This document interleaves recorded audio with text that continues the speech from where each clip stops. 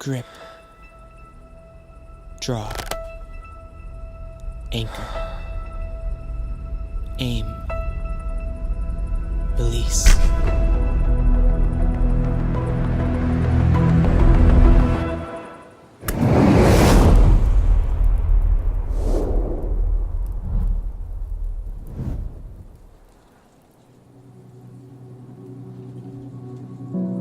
Hi, my name is Bree Brown and I live here in Atlanta. The first time I met Sherman was in 2008. I was looking for some gadget to go with our computer, and we walked into the AT&T store and I saw a handsome young man with big bubbly eyes. They were soft, and he was very captivating and motivating and just nice, very nice. And during our early days of dating, we kind of got to appreciate the differences that we shared between one another. So we were the Georgia State couple. The college days were very fun for us. But during that time, the spiritual immaturity and the fact that we weren't chasing God, we were chasing each other and chasing desires of the flesh, that really impacted the decisions that we made. So after dating on and off, one thing led to another, and we experienced an unplanned pregnancy. During that time, I felt ashamed, disappointed, I think hurt, very hurt. Felt like I was reliving my own childhood. I felt like I was not providing an ideal situation to raise my child. During my pregnancy was when I had like a major breakdown about my lack of a relationship with my father. My mother and father got a divorce when I was 10. I feel like there was a void, definitely a void in me. I feel like we never really got to reconcile, or we never got to express our feelings. It was more so, well, mommy and daddy aren't together anymore, so you're going with mommy. So it was the division basically left a hole in my heart, and it impacted the way that I view myself. It caused me to have lack of self-confidence, experience abandonment issues. So it was a very tough time when I was pregnant with Natalie.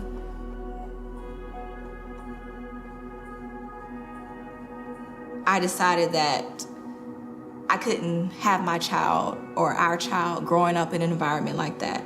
I had to look within to see what needed to be done, what needed to be fixed with me before I could pursue or restore a relationship with Sherman. He had already been going to Passion, and he basically invited me to come. So Louis' talks were phenomenal. I loved attending Passion because his messages were relatable, they were inspirational, they were moving, they tugged at you, but I still wasn't completely over. I still hadn't completely given my life. So I had time to reflect on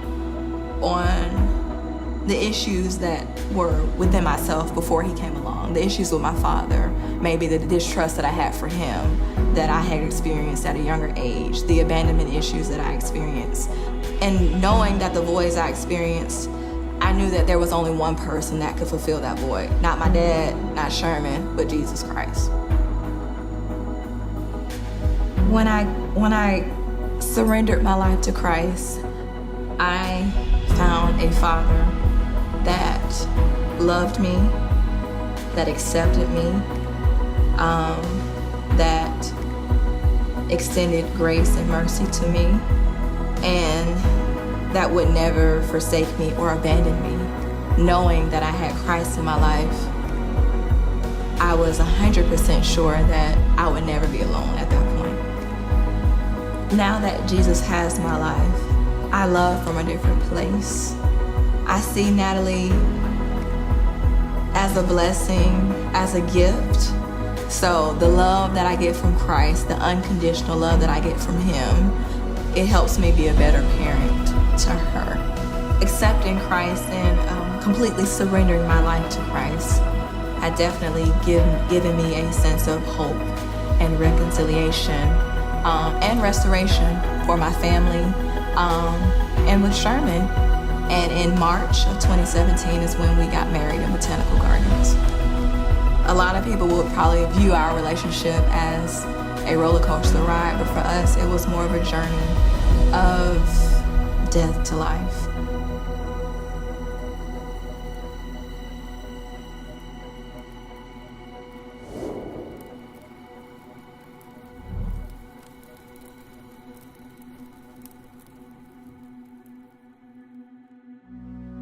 I started swimming when I was 3 years old and started competitively swimming when I was 6. In 2009, I did my first triathlon, and the most recent triathlon I won was the Pan American Junior Championships in Magog, Canada, which is the top guys from all the Americas, and I actually won that race about 2 weeks ago. When I started triathlon, actually, I was in all these sports, and I was having a lot of success in these sports, and it was really all about me and how great I am and how can I make myself look better. I asked Jesus into my heart when I was 5 years old, but it wasn't really until I actually started coming to Passion City Church that I started to learn and realize what that meant and what a relationship with Jesus actually looked like. The shift kind of happened for me, and it was like, man, I have been given this gift, I've been given this talent and ability by God, but because it's a gift from God, it's also for God. I realized that, all these accomplishments I've had are just broadening my platform to show people who Christ is. Right now we are in Sandy Springs at the athletic club where I work out and swim. And every single day I walk through these doors, I'm praying that God would use me in this place and use me to impact the people that I'm around and that I'm working out with.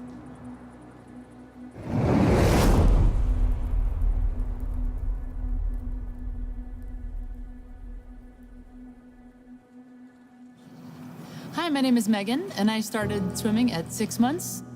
My name is Naquan Chia. I started swimming at the age of 11. I won state championships in the state of Florida. I also won nationals in Taiwan at the age of 17.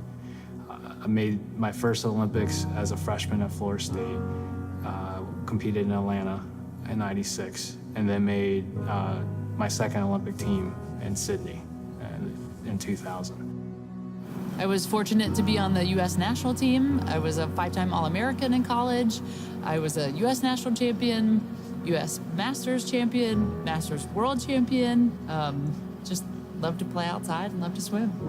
When I was growing up, I was actually born in Taiwan. I moved to the U.S. when I was 5 years old. My family wasn't Christian.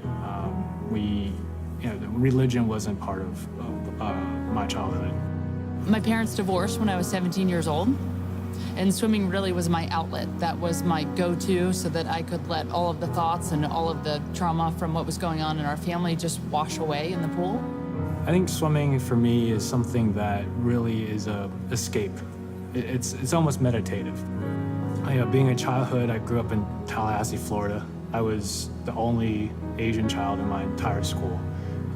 I spent my childhood getting beat up, bullied, lived through a lot of racial slurs, racial bullying, and it was tough. I had no friends. It was a lot of just being by myself.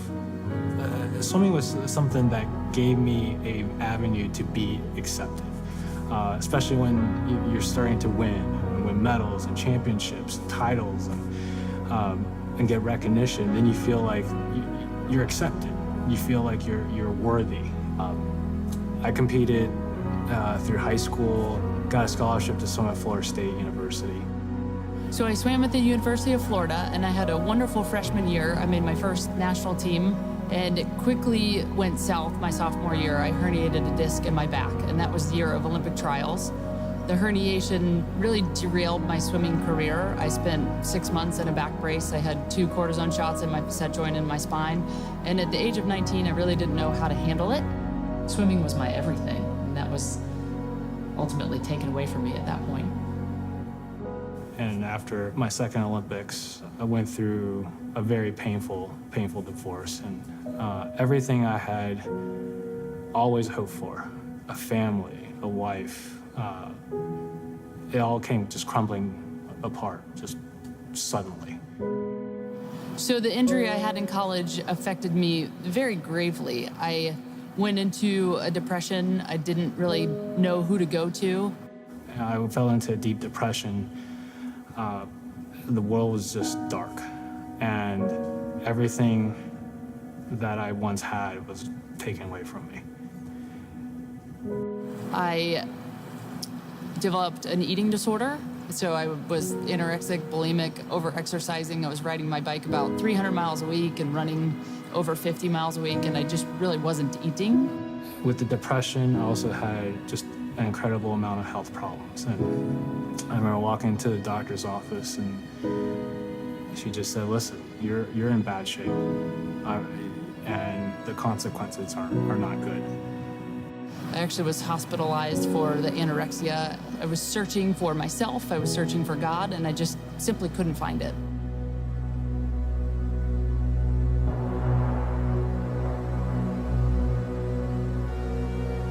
After my friends helped me get back to a healthy place in life once more, I decided I would dive back into swimming. The only thing I could do was find myself getting back into the pool. I joined a triathlon club and eventually got into triathlon race directing. We successfully put on a kids' triathlon, and there happened to be this one young man who was super fast, so it was really exciting to see, and I met his parents afterwards, and we decided we might connect about swimming after the race. At first, I was swimming on my own, but then I got invited by the coach there to come train with the team. So the first day I tried, I met this guy. You know, I've been around elite athletes all my life, but I knew something was different, something special about him. He became a brother to me. So this young man that I met when I first started with the triathlon and I kept swimming with, kept asking me if I wanted to come to church on Sunday. But the whole time he was like, "Hey, I want you to do something. I want you to come to Passion City Church with me." It was every single week. He'd be like, "Come to Passion, come to Passion." I said, "Oh yeah, sure," but didn't end up going, and he kept inviting me, and then his mom started inviting me, and his dad started inviting me, and even another swimmer that we were swimming with threw in an invitation. So after a while I thought, okay, I'll give it a try. And something was tugging at me, and it was Jesus. And I said, "Well, okay, I will do it." So I remember the first gathering at Passion City Church that I went to. So this gathering was pretty different than any church that I'd been to. So I still remember the day. It was the first couple weeks of the Olympics. It was during the swimming competition. Lou was giving his sermon, and he talked about Michael Phelps. And it wasn't Michael's story that got me, but it was what Louis said. He said it wasn't about a comeback. It wasn't just overcoming struggles, but overcoming struggles with a purpose. And the purpose is not about our story, my story. It was about his story. So that night, I was trying to go to sleep, and I couldn't, and something was stirring. So I went downstairs to the living room, and in pitch darkness, and I turned on the music, and I listened to He Loves Me by Crowder. I just got on my knees, and just all the emotions, everything just poured out of me uncontrollably, and I just cried and cried and prayed, and then finally I said, "Lord, take me. I'm yours. I am committed. Do whatever you need, whatever you want. I'm ready." And that's when I surrendered it all to Jesus. And that was the day that Jesus truly came into my life and changed my life. Jesus changed everything. But my whole life has been about rejection and seeking acceptance, finding worth in who I was. But at that moment, when I said to the Lord, "I am fully committed," He gave me the peace of acceptance. And that changed me. That gave me a love, a peace, a worthiness that I never could understand, because no person, no human gave me that. But God did.